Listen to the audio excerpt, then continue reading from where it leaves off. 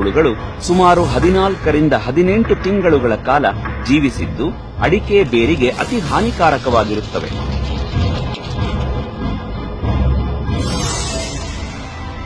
ನಂತರ ಹುಳುಗಳು ಕೋಶಾವಸ್ಥೆ ತಲುಪುತ್ತವೆ. ನಂತರ 15 ದಿನಗಳಲ್ಲಿ ಹುಳುಗಳು ಕೋಶಾವಸ್ಥೆ ಮುಗಿಸಿ ದುಂಬಿಯಾಗಿ ಮಳೆಗಾಲದಲ್ಲಿ ಭೂಮಿಯಿಂದ ಹೊರಬರುತ್ತವೆ. ಹೀಗೆ ಮೊಟ್ಟೆಯಿಂದ ದುಂಬಿಯಾಗಲು 2 ವರ್ಷ ಸಮಯ ತೆಗೆದುಕೊಳ್ಳುತ್ತದೆ. ಬೇರು ಹುಳುವಿನ ಬಾಧೆಗೆ ಒಳಗಾದ ಮರಗಳನ್ನು ಗುರುತಿಸುವ ಬಗ್ಗೆ. ಯಾವುದೇ ಕೀಟ ಅಥವಾ ರೋಗದ ಲಕ್ಷಣಗಳು ಹೊರನೋಟಕ್ಕೆ ಕಾಣದಿದ್ದರೂ ಫಸಲು ಕಡಿಮೆಯಾಗುತ್ತಾ ಬಂದು ಸಿಂಗಾರದ ಅಭಾವ ಕಾಣಿಸುವುದೇ ಬೇರು ಹುಳುವಿನ ಬಾಧೆಯ ಮೊದಲ ಸೂಚನೆಯಾಗಿರುತ್ತದೆ. ನಂತರ ಎಲೆ ಹಳದಿಯಾಗುವುದು, ಎಲೆ ಕಿರಿದಾಗುವುದು, ಮರಗಳು ಕ್ಷೀಣಿಸುವುದು, ಗೆಣ್ಣುಗಳ ಅಂತರ ಕಡಿಮೆಯಾಗುವುದು, ತುಂಡೆ ಸಣ್ಣದಾಗುತ್ತಾ ಬಂದು ಮರದ ತುದಿ ಮೊನಚಾಗುವುದು ಇತರೆ ಲಕ್ಷಣಗಳಾಗಿವೆ. ಬೇರು ಹುಳುಗಳ ನಿರ್ವಹಣೆ. ಮೊದಲನೆಯದಾಗಿ ದುಂಬಿಗಳನ್ನು ಹಿಡಿಯುವ ಬಗ್ಗೆ.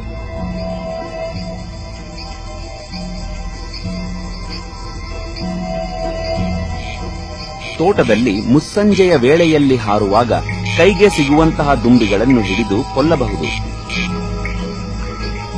ಅಥವಾ ಮಣ್ಣಿನಿಂದ ಹಾರಿ ವಿವಿಧ ಬಗೆಯ ಸಸ್ಯಗಳ ಮೇಲೆ ಗುಂಪು ಗುಂಪಾಗಿ ಕುಳಿತ ದುಂಬಿಗಳನ್ನೂ ಹಿಡಿದು ಕೊಲ್ಲಬಹುದು. ಎರಡನೆಯದು ಕೀಟನಾಶಕಗಳ ಉಪಯೋಗ.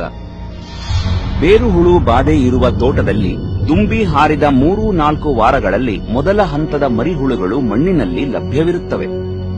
ಈ ಸಮಯದಲ್ಲಿ ತೋಟವನ್ನು ಕಳೆಗಳಿಂದ ಸ್ವಚ್ಛಗೊಳಿಸಿ ಇಮಿಡಾಕ್ಲೋಪ್ರಿಡ್ ಕೀಟನಾಶಕವನ್ನು ಎಕರೆಗೆ ಸುಮಾರು 400 ಮಿಲಿಲೀಟರ್ನಂತೆ 800 ಲೀಟರ್ ನೀರಿನಲ್ಲಿ ಬೆರೆಸಿ ಜಮೀನಿನ ಎಲ್ಲಾ ಭಾಗಕ್ಕೂ ಚೆನ್ನಾಗಿ ಹರಡುವಂತೆ ಗಟಾರ್ ಸ್ಪ್ರೇಯರ್ ಅಥವಾ ರೋಸ್ ಕ್ಯಾನ್ ಬಳಸಿ ಸಿಂಪಡಿಸುವುದರಿಂದ ಉತ್ತಮ ಫಲಿತಾಂಶ ಪಡೆಯಬಹುದು.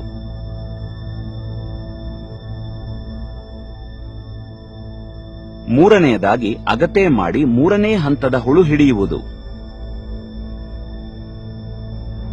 2 ವರ್ಷ ಜೀವನ ಚಕ್ರ ಹೊಂದಿರುವ ಲ್ಯೂಕೋಫೋಲಿಸ್ ಲೆಪಿಡೋಫೋರಾ ಮತ್ತು ಲ್ಯೂಕೋಫೋಲಿಸ್ ಬರ್ಮಿಯಸ್ಟ್ರಿ ಪ್ರಭೇದಗಳಲ್ಲಿ ಜುಲೈ 2ನೇ ವಾರದಿಂದ ಆಗಸ್ಟ್ ಕೊನೆಯ ವಾರದವರೆಗೆ ತೋಟದ ಎಲ್ಲಾ ಭಾಗಗಳಲ್ಲಿ ಅಗತೆ ಮಾಡಿ 3ನೇ ಹಂತದ ಮರಿಗಳನ್ನು ಹಾಗೂ ದುಂಬಿಗಳನ್ನು ತೆಗೆದುಹಾಕಲು ಸಾಧ್ಯ. ಈ ಕ್ರಮದಿಂದ 99% ಪರಿಣಾಮಕಾರಿಯಾಗಿ ಹುಳುಗಳನ್ನು ನಿಯಂತ್ರಿಸಬಹುದು. 4ನೇಯದು ಪರೋಪಜೀವಿ ಜಂತು ಹುಳುಗಳು ಇರುವ ಪುಡಿಯನ್ನು ನೀರಿನಲ್ಲಿ ಬೆರೆಸಿ ಮಣ್ಣಿಗೆ ಸೇರಿಸುವುದರಿಂದ ಜಂತು ಹುಳುಗಳು ಬೇರು ಹುಳುವಿನ ದೇಹವನ್ನು ಪ್ರವೇಶಿಸಿ ಹುಳುವನ್ನು ಕೊಲ್ಲುತ್ತವೆ. ಇದರಿಂದ ಸ್ವಲ್ಪ ಮಟ್ಟಿಗೆ ಬೇರು ಹುಳುವಿನ ಹಾವಳಿಯನ್ನು ನಿಯಂತ್ರಿಸಬಹುದು. ಈ ರೀತಿ ಸಮಗ್ರ ಹತೋಟಿ ಕ್ರಮಗಳನ್ನು ಕೈಗೊಳ್ಳುವುದರಿಂದ ಬೇರು ಹುಳುವಿನ ಬಾಧೆಯನ್ನು ನಿಯಂತ್ರಿಸಿ ಹಾನಿಗೊಳಗಾದ ಅಡಿಕೆ ತೋಟಗಳನ್ನು ಪುನಶ್ಚೇತನಗೊಳಿಸಬಹುದು. ಅಡಿಕೆ ಬೇರು ಹುಳುವಿನ ಜೀವನ ಚರಿತ್ರೆ ಮತ್ತು ಹತೋಟಿ ಕ್ರಮಗಳ ಬಗ್ಗೆ ಹೆಚ್ಚಿನ ಮಾಹಿತಿಗಾಗಿ ಡಾ ಕಲ್ಲೇಶ್ವರ ಸ್ವಾಮಿ, ಸಹಾಯಕ ಪ್ರಾಧ್ಯಾಪಕರು, ಕೀಟಶಾಸ್ತ್ರ ವಿಭಾಗ, ಕೃಷಿ ಮತ್ತು ತೋಟಗಾರಿಕಾ ವಿಶ್ವವಿದ್ಯಾಲಯ, ಶಿವಮೊಗ್ಗ ಇವರನ್ನು ಸಂಪರ್ಕಿಸಲು ಕೋರಿದೆ.